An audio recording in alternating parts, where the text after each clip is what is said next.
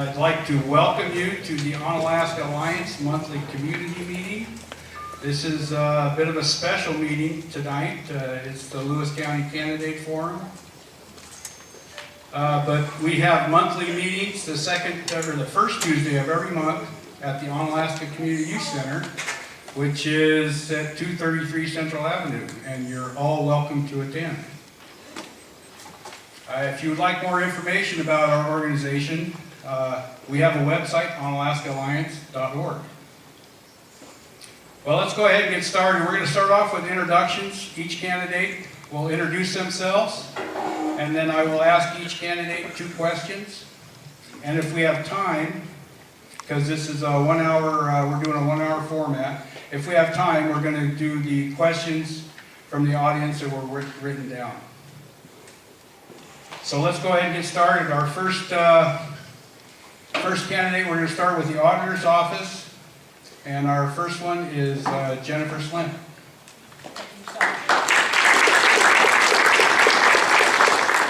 Hi everybody, thank you so much for attending, and it's a pleasure to be here tonight.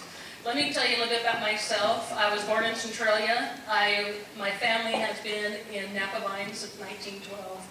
I believe in giving back to the community. I'm involved with the Volunteer for United Way. I'm on the Lewis County Sales Tax Advisory Board. I'm on the Southwest Economic Development Commission, and as well as served on the Napa Vines City Council. There's a bug right here. I'm not I believe in giving back to my community. I believe in helping others, and that is one reason why I'm running for auditor, is to give back to my community. One of the biggest reasons to run for auditor, as I've been talking with other county auditors around the state, is the elections department. They say that is the most crucial department that they oversee, and that is my main interest, is getting voters to participate in our elections. We only have 38% in the primaries, and that I would like to see that increased. I also support printing voters' guides, again, with the resources that may come financially, and work with the Secretary of State's office to do so. I have 20 years experience in administration and management. I've done accounting for a funeral home and for my family's job brokerage. And I believe in customer service, that the citizens of the county deserve wonderful customer service. And besides increasing participation, I want to get the youth involved. I want to visit high school civic classes and get the youth involved, because that's our main area. That's, again, I'm swatting a bug. That's our one focus. Our youth are not involved with the process. And every time I talk with somebody with the youth, they say that, they don't care. They don't care. We're not important. And, say that about the federal level, say that about the state level. But the local level, I want to get the youth involved, because they are our future. And then another thing is to collaborate with staff and the public and fellow colleagues to see what works and what doesn't work, and to see where to save money. And that is about it. And I humbly ask for your vote. Thank you very much.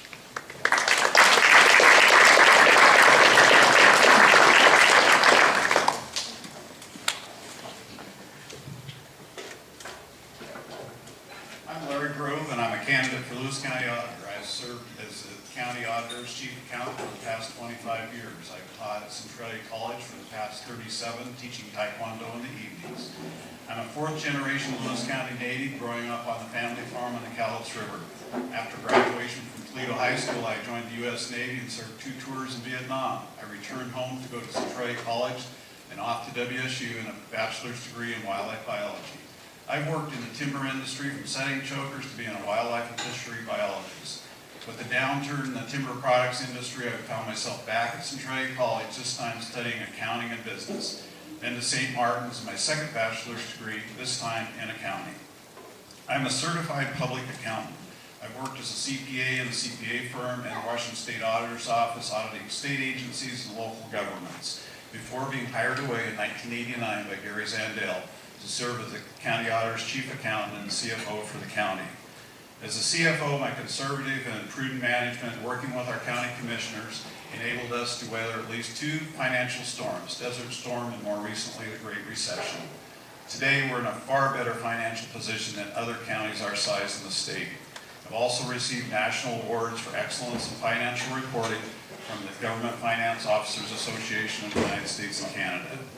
Our office is responsible for the management and processing of over $100 million a year of your money. In addition to the accounting department, the auditor is responsible for 3 other departments. Elections, which is very important to all of us. It's tasked with the management and accountability of every voted ballot. I have hands-on working experience working over 10 elections, working every election for over 10 years. I also have a working knowledge of vehicle licensing, where our office processes over 110,000 transactions a year, following state laws and regulations. Legal recording processes 18,000 documents a year. Those are available to the public online 24/7.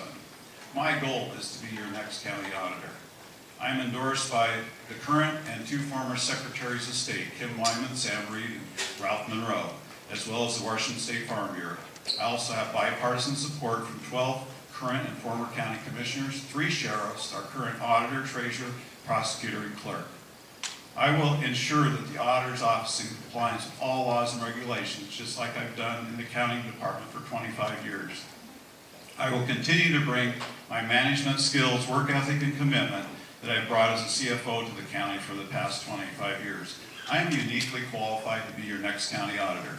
My honesty, integrity, and years of experience make me the better choice to provide for a smooth transition and to serve the public from day one.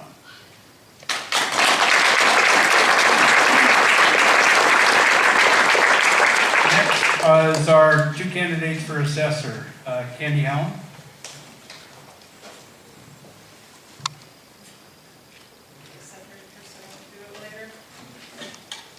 I'm Candy Hallam, candidate for Lewis County Assessor. I am committed to being an approachable assessor. I will provide strong leadership and excellent customer service. I have worked as clerk of the Board of Equalization for the past 6 years and have seen what I call the worst in the assessor's office. The Board of Equalization deals with individuals who have disputed their assessed values, and some of the issues that come before me have been heartbreaking. The citizens of Lewis County is the reason I decided to run for assessor. The assessor is required to follow the law. What the law doesn't tell you is how to treat people. I believe the people of Lewis County deserve to be treated with respect and to be listened to when they have questions about their assessments. I would see to it that the people who pay our salaries are given the respect and attention that they deserve. I have good working knowledge of what is supposed to happen in the assessor's office. I have experience with citizens who have struggled with getting answers on their assessments. I have experience working in government offices and seeing the impact the assessor's office has on others. It is vital that all these entities work together for the citizens of this county. The assessor is a management position and is responsible for the budgets, hiring policies, determining true and fair market value, and overseeing the general function of the assessor's office. For the past 12 years, I've worked in state and county government. I've worked on budgets, policies, payroll, public disclosure, hiring. I've supervised other employees, and I've assisted many Lewis County citizens in answering their questions on their assessments. I have the experience required for this position. It comes down to what kind of experience are you looking for in an assessor? Are you looking for 39 years of doing everything the same way? Or do we want more? A person with integrity, energy, and enthusiasm who's willing to get her hands dirty to get the job done. I believe that everyone should always strive to do better. The assessor is no exception. And when elected, I will find ways to improve office morale, motivation, and customer relations. I intend to improve technology and making information used in valuing one property accessible. I will strive for equality in assessments. I will also cross-train employees so that they are able to answer questions at the front desk and not having to transfer to multiple different people. I believe in leading by example. I have the energy and enthusiasm to make the assessor's office a place where people want to work and citizens feel that they are being treated fair. My name is Candy Hallam, and I ask for your vote.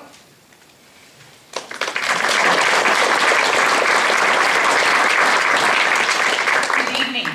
I'm Diane Dory, and I'm your current county assessor and have been for the last 16 years. 39 years ago, I started work in the office, and I've worked in every position in the office, which qualifies me to step in and help out anywhere that's needed. In fact, this last year, I've been doing 2 positions and saved the taxpayers over $60,000 in budget due to my working 2 jobs. I'm only being paid for 1, so you're getting an economy of scale there. In the last 39 years, I have not done things the same way. I've added all kinds of technology in the office to make us more efficient. How many people here have gone out and looked on the internet at parcels? That's all your tax and valuation information. I was the assessor that had that installed so that you, the public, can see your information at any time. I'm also the assessor that started the geographic information system, or our computerized mapping. How many people have looked at your maps out online? That was under my tenure. We have not done things the same way in 39 years. 39 years ago, there were 36 people in my office. Today, there are 16. That's efficiency. That's working for the taxpayers and for the public. I have been involved with my community all these years as well. I had 125 long-term foster children. I've been on the United Way board for 16 years. I've been the treasurers of the statewide Foster Parent Association as well as the Lewis County Foster Parent Association, and been involved in many, many other civic organizations. I believe in giving back to Lewis County for all that you have given me. And I want to thank you for all the years of service that you've allowed me to have. As a public servant, we pride ourselves on customer service. This year, there were 219 petitions filed at the Board of Equalization, but that's 120 owners. Do you know how many of those people are repeat customers every year that they file automatically? Every year they come in because no matter what we do, they are not pleased with their value. The other issue is that a lot of these Board of Equalization cases, my office has encouraged these people to file. If we have until August 13th, which was the deadline this year, and you show up in my office on August 12th wanting to talk to an appraiser, that's not enough time. We tell you to file to protect your right so we can continue working with you. So about 1/3 of those numbers of petitions we resolve even prior to a Board of Equalization hearing. I pride myself on my employees and their great customer service that they give to you. In fact, tonight, I was out in PL working with the taxpayer. So, I'm willing to come out even evening. Thank you.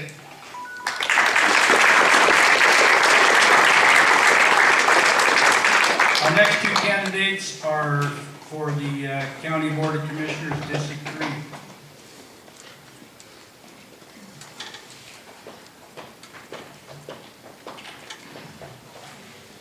Good evening, and thank you for allowing me to speak here. It's a real pleasure to be over here. We were all over here at the parade this weekend, and just a wonderful event here you have here at Onalaska. So very, very proud to be here. First off, my name is Gary Stampen. I'm running for District 3 Commissioner.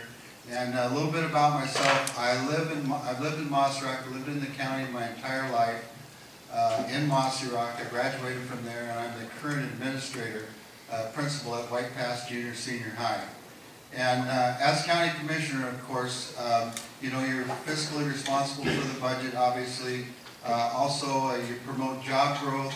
You also infrastructure, security, and mainly an important cog is making sure that our seniors and our most vulnerable are helped out. And so that's obviously a slogan I think that we all need to pay attention to. And again, as a leader, I've got 29 years experience as an educator, and the last 7 as an administrator. And during that time, you have very, very important responsibilities. You're in charge of hiring. You're responsible for making sure that the operations are running. You're for sure in charge of making sure that budgets are held accountable and making sure that you don't go over budget. So My leadership skills have played an important part, which I think I'm very vastly prepared for this job. And I want to point out one thing also, that Mossy Rock is in the middle of the county. Everyone says we're from East County, and of course, when you live in Mossy Rock, everyone thinks that they're part of East County, but then when you live in Morton and Randall, Glenoma and Packwood, they consider you and don't consider you part of that. So anyway, and again, I am there to represent the entire county, and I've been very, very proud to make sure that we've been part of this this whole thing. We saw it. We started in April, and it's been a long but very, very rewarding experience. And I plan on, I look for your support to be your next county commissioner. And I will tell you that I look forward to working with the, part of that is collaboration and working with the other county commissioners to make sure that we are most efficient and do the best job possible for our citizens. So thank you.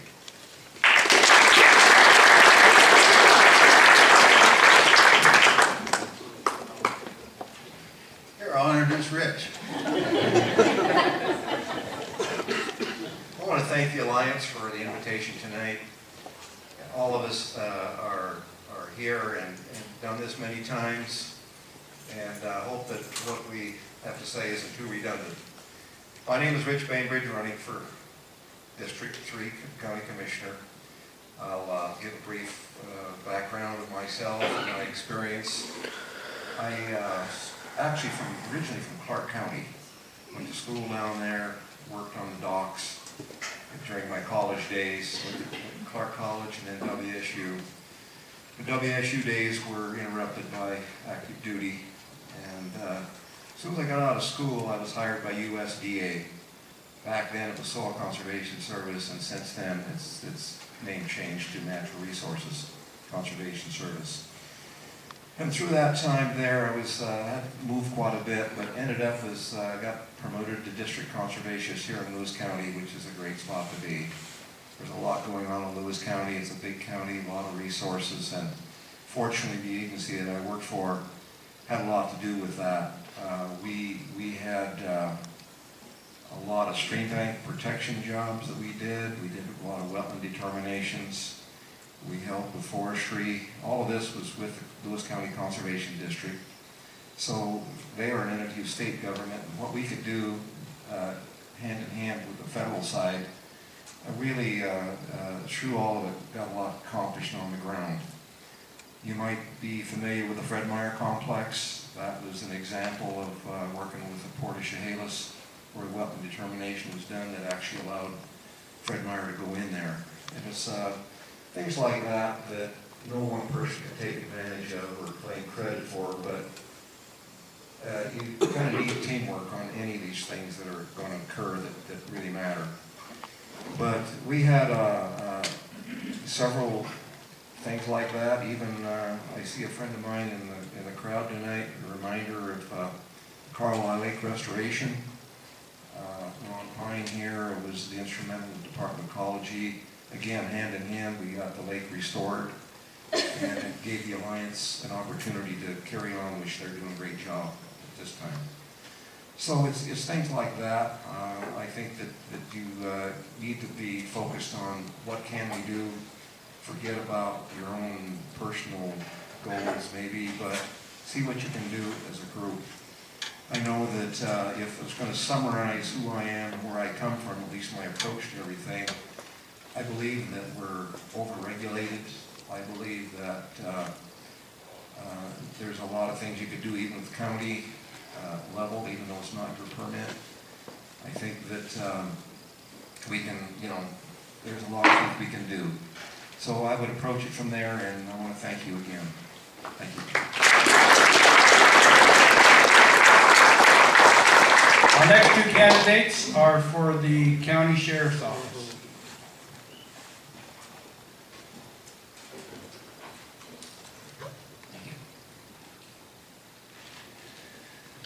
All right.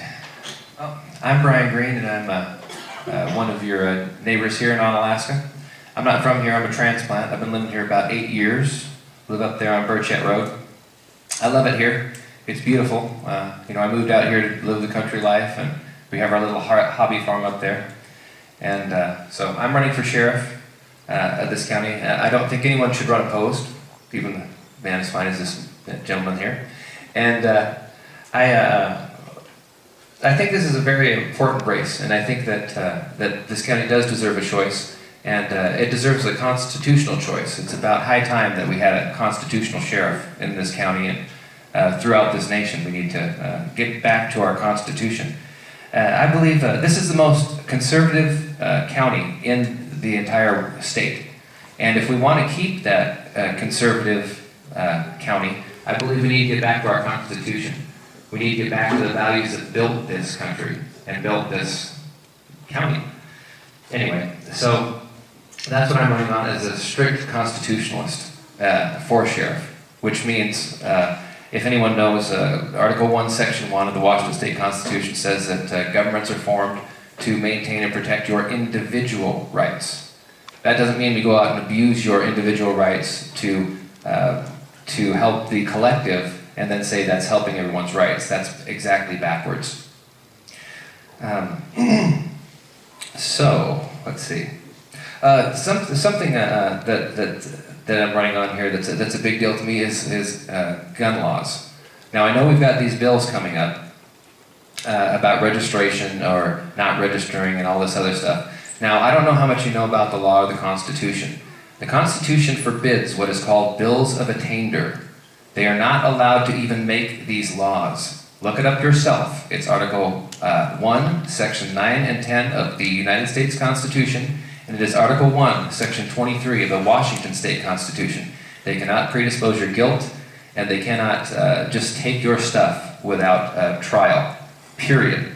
If they're doing that, that is not lawful. And I don't know how many of you have been in the military or have been police, but one of the things that they drive home to us in the military is that you do not follow unlawful orders. So I think it's very important that the sheriff know what the law is and is willing to study these things. He's also supposed to be the CEO of the county. He's also supposed to be at every court of record in the county. So he should know the law to protect your individual right. So anyway, I'm Brian Green, and I would appreciate your vote for sheriff. Thank you.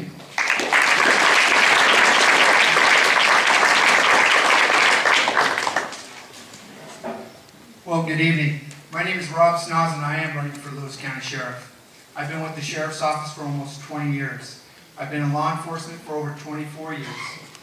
First of all, I want to say thank you to everybody that's come here. This is a great support for the Onalaska Alliance, and I want to thank them for having all these individuals who are here on Saturday on a beautiful parade. We were out here, and what tremendous, great community support we've had. And that's what I believe in, community support. Now, my opponent, Mr. Green, and I do agree on a lot of things. Maintain individual rights. We have the right to life, liberty, and property. I have worked 24 years as a law enforcement officer to ensure that individual rights are protected. We don't always get the fun job of, coming to a call and saying hi to everybody. We have to make tough decisions. And tough decisions don't come easy. They really don't. And as your next sheriff, I promise you, and I'm committed, as Mr. Green says, to protect your individual rights. The Second Amendment is what I hold true and value to all of us. Lewis County is a very conservative county. That's why I enjoy living here. That's why we all enjoy living here, because we have a great staff here of dignitaries and individuals who hold county offices. And I couldn't ask for a better Board of County Commissioners, auditors, and all the other elected officials, including assessors and everyone else. Because what we're doing is we're working together. Because it's all about community. And I ask each of us, it's not about just being the sheriff. As Mr. Green says, he's right, you are the CEO. The CEO of law enforcement, to hold other law enforcement accountable. Specifically small agencies, such as Vader, Winlock, Toledo. We're there to help them. Our job as a sheriff's office is to help others. We're here to help you in public support. We're also involved in the school programs. And as sheriff, I am committed to being involved in our schools. First of all, we have an adopt a school program. Adopt a School program is where deputies get involved. They go to the schools. They work with the staff. They identify them, not just to be there so to tell the kids how bad they are, but to work with these kids, to talk to these kids, because that's important. We've lost touch with that. And that is so important in this. Also, we're going to work with traffic safety. There's a lot of things that we're going to be doing, and as your next sheriff, I look forward to working with everybody here. Thank you.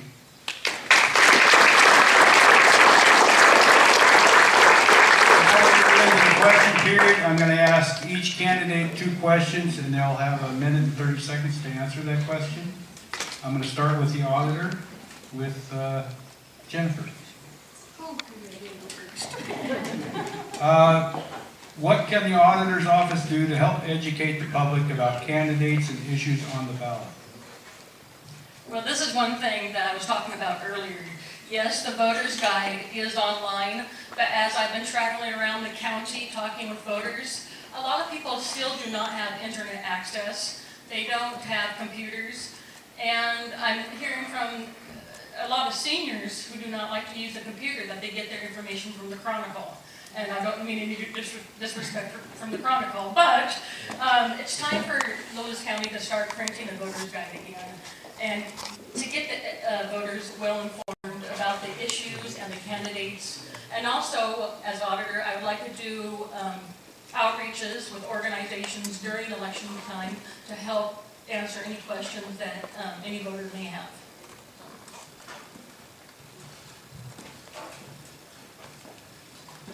I totally agree with what Jennifer had to say. The auditor's office has not published a voter guide due to cost and budget constraints. However, we're looking at piggybacking on the Secretary of State's voter guide, where they would publish the local races and initiatives, so it will be available to the public. We've improved the website where it lists the candidates and their positions, trying to make it a little bit more user-friendly. And we do understand that people do not have access to internet in all areas, and she's correct, not all the seniors do. But I would support anything that would provide outreach to the voters, including going to the schools and the colleges. You know, I teach at the college, and I was amazed that a lot of my students are not registered to vote. And when you question that, and it's because it's not available, they're not informed. So if we could have outreach at the college where we could bring people to be more informed and to register to vote, I think that would be a positive step. Okay, Larry, for you, what changes, if any, would you make to the auditor's office if elected? You know, they say if it isn't broke, don't fix it. I think my boss, Gary Zandel, and his predecessor, Robert Veneman, has done an excellent job in providing quality customer service, nonpartisan operation in elections. And I think we do a good job of providing timely, accurate financial advice to the county commissioners, but you can always improve. And we would look at where we could improve in customer service to the public, whether it's through elections and informing the citizens better through a voter guide or group outreach to the college kids. In accounting, if we can do a better job with what we provide financial advice to our districts, we also do all the accounting for the districts. That would be another way. Changes? What changes, if any, would you make to the auditor's office if elected? I have a lot of ideas for the auditor's office, and one idea is to have the staff of the records department and the licensing department get training in both areas so we can combine both departments. That way it will save time and save some money. And also, to work with all other people in the financial areas and make sure that all the staff that does grant writing and does the financials has the right form and paperwork and is up to the changes that the state and federal governments make for writing grants and the financial stuff. So those are some of the changes that we make. Thank you. Now for the assessor's candidates, start with you, Candy. Beyond your qualifications, what are your personal strengths that would contribute to this position? Won't let you trip, that's one of the things. I think that, I'm a coach, I coach fast pitch, brings a lot of leadership. I think that leading what I've done as a coach and leading the players through countless games is something that can contribute to this office, because I really do believe that we need strong leadership in the assessor's office. Leaders who lead by example, who know when to ask questions, and who can say, I don't know, but let me find out and I'll get back to you. And so I think that my leadership, in addition to my customer service now, will contribute very strongly to that office.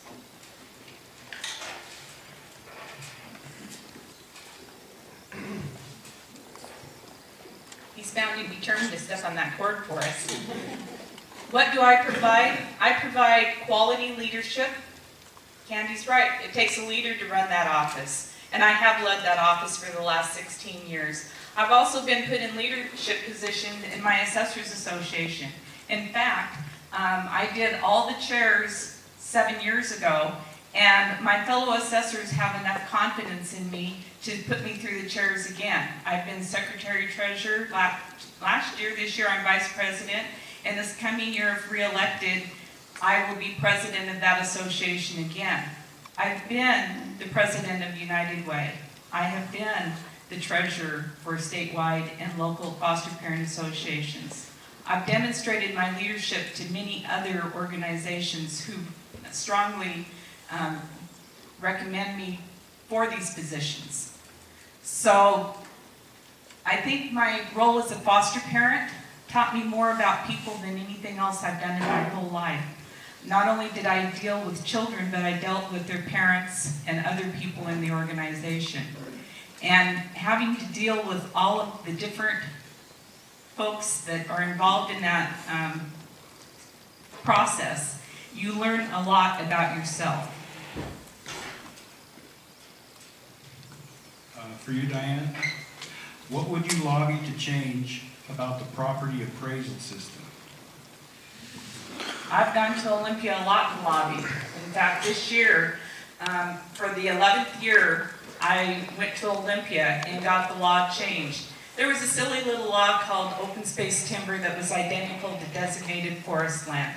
That's two programs that tax the same, value the same, and had basically the same rules. The legislature introduced one in 1974 and the other one in 1980. And the programs were duplication of effort for my office, but it was also a cost and a time expense for the taxpayer. So after 11 years of lobbying, I finally got that changed to where it's all one program. So you, the taxpayer, don't have to pay to go from one program to another where the tax and the value are identical. What other changes have I lobbied for? There's many, many through the 16 years that I've been assessor. Not all of them have been successful in passing, but I was on the one of 10 assessors that fought referendum 47 in the Supreme Court. And it was across the state, and it stopped an unfair taxation system for you. Do I continue to lobby for you? Yes. Every year I'm in Olympia, and this year I'll be back again. Thank you. The assessor is not a legislative position, so it's really hard for me to point out exactly what legislation I'm going to lobby for. What I do think is that anything that would affect our county is and whatever's best for our citizens is what I would support. I do want to change the word improvement when we receive tax statements, because it's very confusing to property tax or to taxpayers on seeing a word saying improvements and that value has gone up. That is one of the most questions I get is, well, it says I had improvements. Why is this? I haven't done any improvements. So if there's one thing that I really want to change, it's that word improvements. But anything that affects our citizens and our local area is what I would support and lobby for.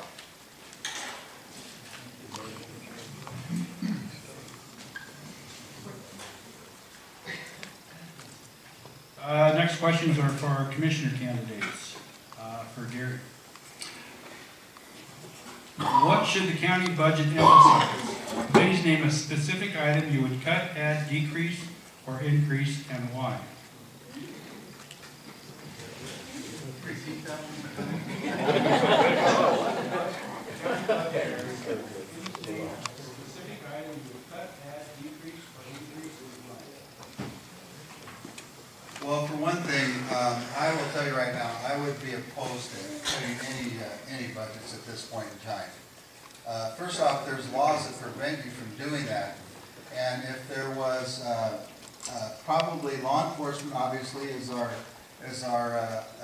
probably our most sacred one because it does protect the people and are most vulnerable. So my opinion is we need more people on the turf. So I don't know if that would mean a cut or not, but at the same time, I would oppose any cuts simply because of laws that prohibit from cutting. And also, in my opinion, when we start cutting, because I live in a school system where cuts is the name of the game. And usually the people that, when we start cutting, the people that it affects most are the poorest and the people that are most vulnerable.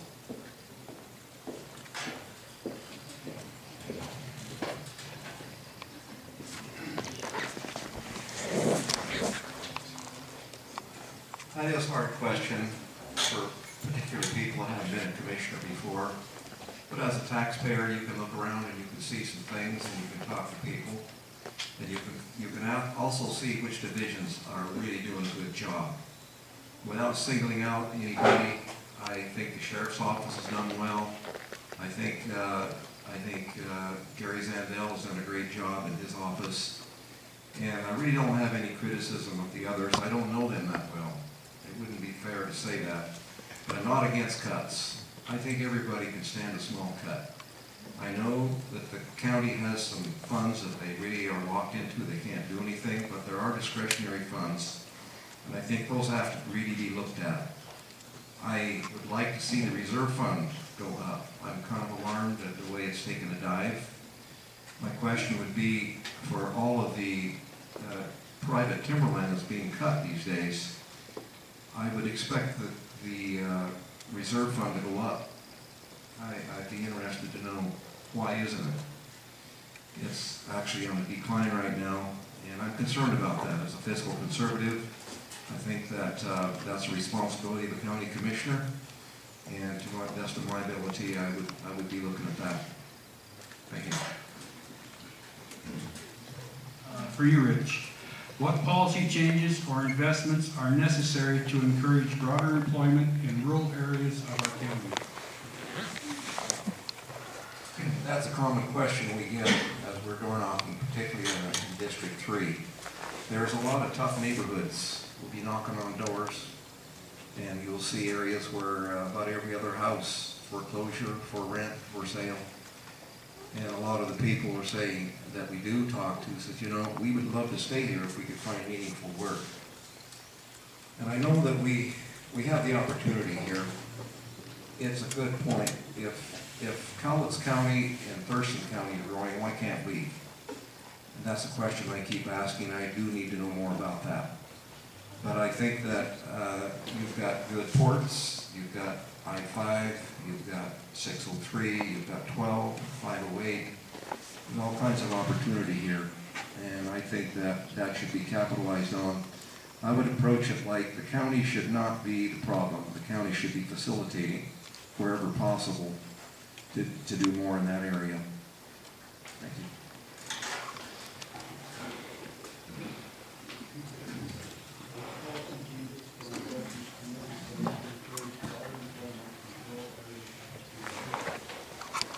One of the things that I've always said is what's good for the I-5 corridor is going to be good for the entire county. And that includes Packwood, Toledo, Morton, all the Onalaska, all the rural counties or areas. And my opinion is I don't think that any of the small towns are looking for the home run.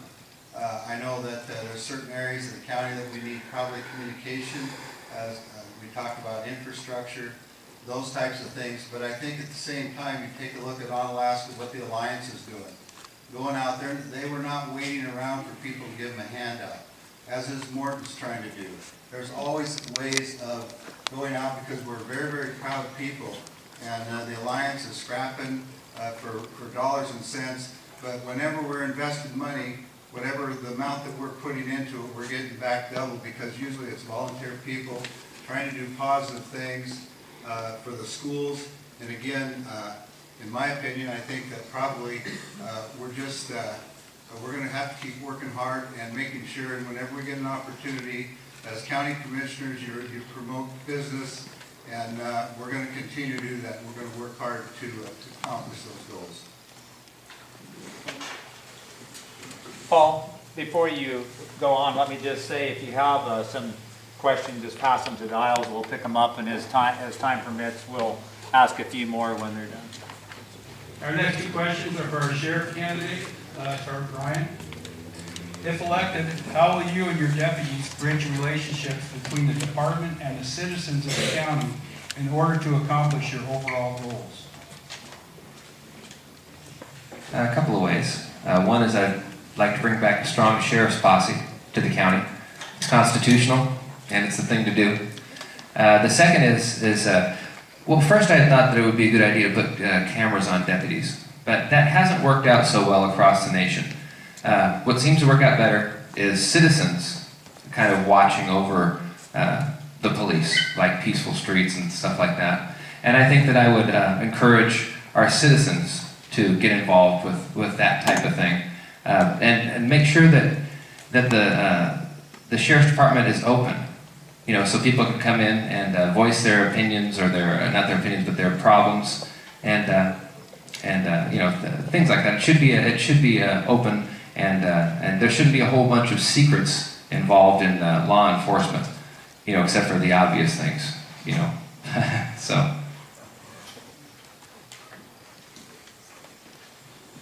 All right, thank you. You know, currently with the Sheriff's Office, we have worked with our community. We have a volunteer program, we have a reserve program, we also have an Explorer program.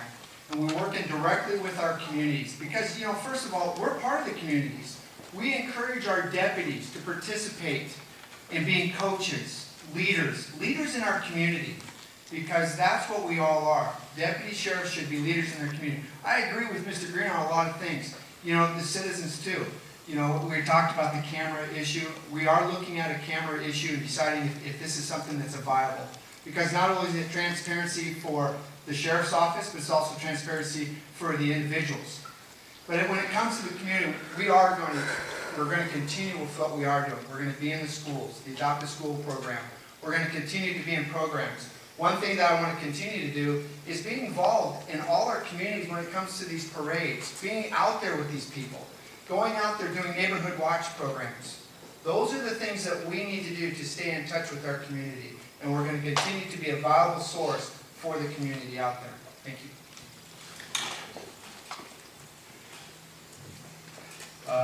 What do you think is the most important issue facing the Lewis County Sheriff's Department? Well, there's a lot of tough questions, tough issues that are coming up. Mr. Green and I agree on one thing, and that's the Second Amendment. I think we can both agree. People are feeling threatened about their Second Amendment rights. And we're here, and I know Mr. Green supports me on this, is saying that we're here to make sure that your individual rights are not infringed upon, specifically your Second Amendment. But one of the other issues we're facing tough budget issues. Currently, right now, the Sheriff's Office is at $14 million. We're seeing an increase in medical costs in our jail. When you're talking about a medical increase in our jail, we got a bid from one of our facilitators, a 300% increase, which is almost $600,000 for medical. Now, we were able to negotiate that and bring it down, but we're seeing a 20% increase this year. And what we're talking about is we're seeing more and more individuals that have mental health, that have drug addiction, that have alcohol issues, and we're addressing those individuals. So if they're coming into our jail facility, we're seeing that they have these addiction issues, these mental health issues. Some of these people don't need to be there. 40% of our inmate population has mental health issues where they don't need to be there. And one thing we need to do is we need to start thinking about what are we going to do for mental health court? What are we going to do about our veterans? Because these people need something, and we need to work on that. And those are the issues we face.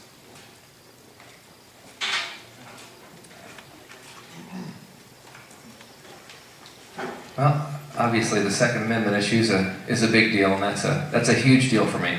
I think the other thing, the big deal is our youth. I think they're being cut off from our natural resources.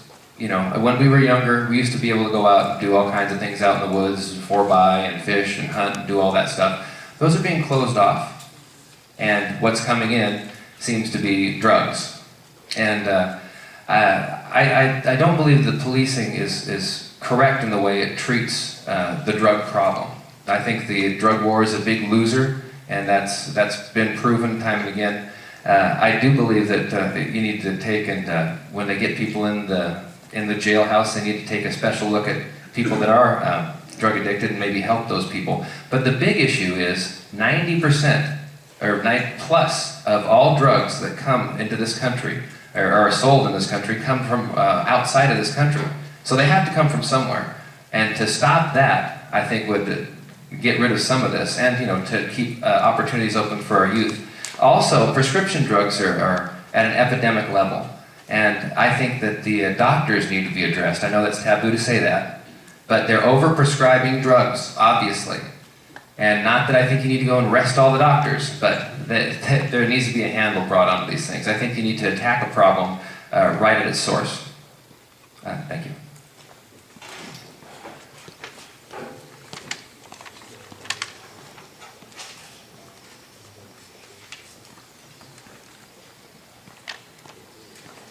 Now we're going to go ahead and do some audience questions here. We still have a few minutes left. This first question is for Larry Grove and Jennifer Slam. There are only 2 voting drop boxes in the county. Do you think there should be more, and where would you put them? At the present time, there's a drop box at the Senior Center in Centralia, and there's one at the courthouse, and I do believe there should be one East County, where it's reasonable for a person to drop their ballot off, whether it's in Morton or Packwood. I do understand the logistics of picking up the ballots is an issue because it requires 2 people to ensure the security of the ballots. It would also be nice if there was one out in the admin area where people that, as a matter of convenience, could drop their ballot off rather than have to put it in the mail or bring it into the courthouse or drop it at the senior center. I might sound like a broken record. To Mr. Grove, I agree everything that he just said. I believe that there should be drop boxes in the East County. But then another thing to consider is try to get some funding through the state and some grants for maybe having paid postage for our ballots. I think that would improve the situation, get some ballots back a lot, but I agree with Mr. Grove that we do need more ballot boxes in the East County. For Brian Green, as sheriff, would you refuse to enforce state law you do not agree with? I would refuse to. Now, are you talking about the RCWs? Because those are prima facie prima facie evidence that a law even exists. I don't know if any of you know that. The law is the statute at large, and it cannot run up against the Constitution, period, or it is null and void. That has been the case since Marbury versus Madison. That's President Madison, by the way. And that has been upheld in the court system all the way up to today. You can go ahead and look it up. It's in the key. So, if it's not constitutional, it's not legal. And no, I will not enforce anything that is not legal and lawful, period. I won't enforce any unlawful orders, and I mean that.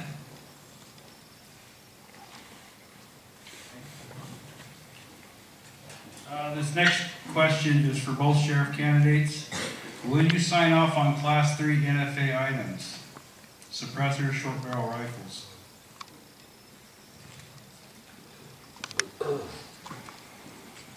Well, I've been asked a couple times on suppressors. Short barrel rifles, I'm not familiar with. I know I talked to one of our sergeants, Dusty Brady, and he's very familiar with this, but we get briefed on this. The suppressor issues, I don't have an issue with it because even if I sign off on it as sheriff, you still have to go through the federal government to have that approved. So I do not see a problem with that. As far as the short barrel rifles, I'd have to do some research on it, but decision, and I couldn't tell you right now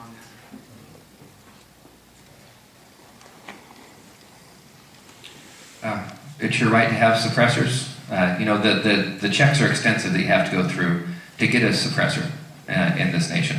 You might, if you look at the crime statistics, there are very few crimes that have ever been committed with suppressors. Any of you coyote hunt or anything like that? Any hunters out here? Some people use that because they don't, want to disturb anyone while they're coyote hunting at night. Maybe somebody wants to go ahead and target practice and doesn't want to mess up their ears or wear the Mickey Mouse or ears or whatever. And that's fine. Short-barreled rifles, they're pretty much the same thing. I don't see a problem with any of that. It's your right to bear arms. So, and if you have to go through all that rigmarole, I sure would sign off on it, you bet. Another question for the sheriff candidate. 7 of the 9 towns and cities are too small to provide adequate police services. How would you help them provide security for their citizens?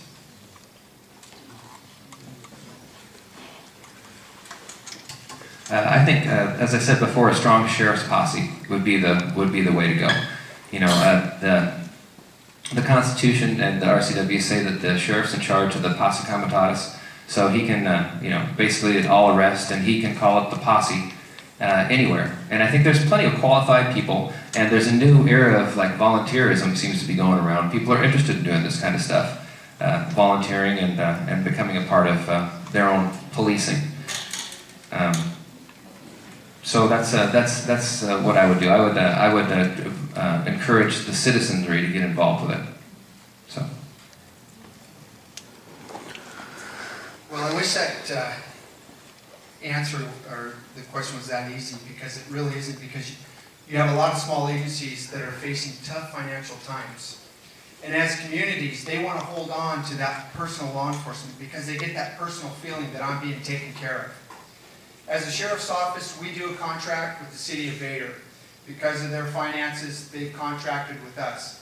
So if you're talking about smaller agencies, you're talking about they're on the cusp of some financial issues. You're talking about Toledo, Winlock, Mossy Rock, Mortensen. Triton Chehalis are doing fairly well, but as costs rise, we're going to continue to see an increase. Sheriff's deputies will respond when other agencies are on call. We'll respond to their agency to handle the calls. If they're non-priority, we'll put them on a hold for the day shift to come take them. But when we talk about Napavine, Winlock, and these other agencies, we do help them as it is, because this is a partnership. It's all about partnerships, and we have to remember that. And we have to continue to help these communities go through some tough times, and hopefully we're going to see a rainbow at the end. I'm hopefully optimistic. Thank you. Candy Hallam. Why is it taking over 2 years for an appeal to be brought before the board? So in 2011, we had 700 appeals to the Board of Equalization. I have board members that are volunteers to the county who come to these hearings. So on average, we can maybe hear about 400 appeals per year. So 700 only can hear 400. Yes, it does take longer to hear all the appeals. Right now, we are actually a lot less time than the 2 years. We're finishing up the 2013, so those are just at a 1 year, and we should be starting the 2014 in November. So we are not, and that's just a couple months behind. So it takes a while to go through the process. It's long. It's citizens having to take time off work to come in. Things get rescheduled, life happens, and we have to be flexible. Sometimes I send them a notice and they have an appointment, so I have to be flexible. It takes time. It's a stack of papers on my desk that it takes time for one person to go through them all. So that's why.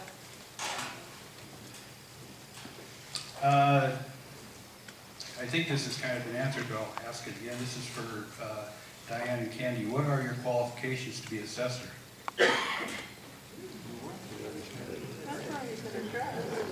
Well, my qualifications to be assessor are, for the last 16 years I've been doing the job. I've got over 1,000 hours of appraisal training, so I'm a certified or accredited appraiser with the Department of Revenue, And I do go out and I do appraisals, and I oversee the appraisals in my office. I've also worked in every department in my office. So over the last 29 years, 23 years that I was the employee, I have worked in every position. In the last 16 years, I oversee all those positions, and I've had to fill in for several positions. Just because you advertise for a person doesn't mean that there's a long list of candidates that are qualified to jump in to do the job. Especially today, with the banking world the way it went, the fee appraisers that used to be out there that were ready and able to come to work in the assessor's offices don't exist anymore. In Thurston County recently, they were trying to hire a chief appraiser position for $120,000 a year. It took them 6 months. So those kinds of positions, I can jump in, I can fill in, and I have for this last year. As I said, I've been filling in for my chief appraiser since he retired, and hopefully I will get a candidate to apply soon. Thank you. So like I said earlier, I do have the experience. I have worked as clerk of the board for 6 years. I have helped thousands of citizens with questions on their assessed value. It's an everyday thing for me. Do I have a lot to learn? Of course I do. But in every position that a person takes, they have to learn. In fact, I believe that you should always continue to learn your job, to always improve it and make it better. I have experience with budgets, policies, payroll, hiring, public disclosure, and all the administrative pieces that you need as an assessor.